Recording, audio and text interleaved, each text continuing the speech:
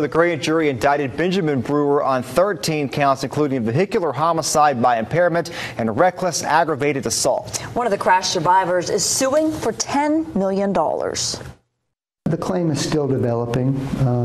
We still don't know the full extent of any damages or injuries that he's sustained, and so we wanted to file it in a way that made sure that he was protected in the future. Brewer is also facing charges of DUI by impairment of narcotics, speeding, and false reports of duty status. The truck driver in that wreck still not in jail, and that's concerning for the people who were close with those who died in that crash. Now, people want to know why Brewer wasn't arrested right away. News Channel 9 Stephanie Sanastasi joins us now with more. Stephanie. Yes, Josh, Kim, that was a question from everyone we talked to tonight. But now, knowing this investigation is near complete and people finally are getting answers about what caused Brewer to do this, it gives the community some relief, especially those that knew those victims. As the NTSB releases its preliminary report on the deadly crash on I-75, we now know that the driver, Benjamin Brewer, exceeded safety regulations for hours of service when the crash happened. A grand jury indicted Brewer on 13 counts. But even after Stephen Hattabaugh hears us read those counts, it doesn't make it any easier to forget what happened on June 26 to his friend, Brian Gallaher. We've embraced his wife and his family, and we're doing everything we can to support them.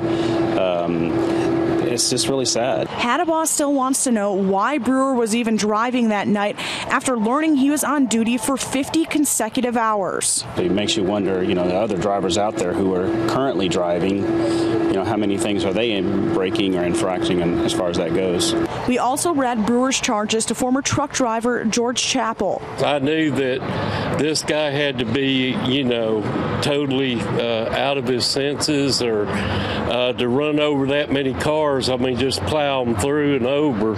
He wasn't alert on the road. Chappell says when he used to be a driver, he was only allowed to drive 10 hours. Then was required to take 8 hours off. He wants to know who was supposed to be monitoring Brewer's hours.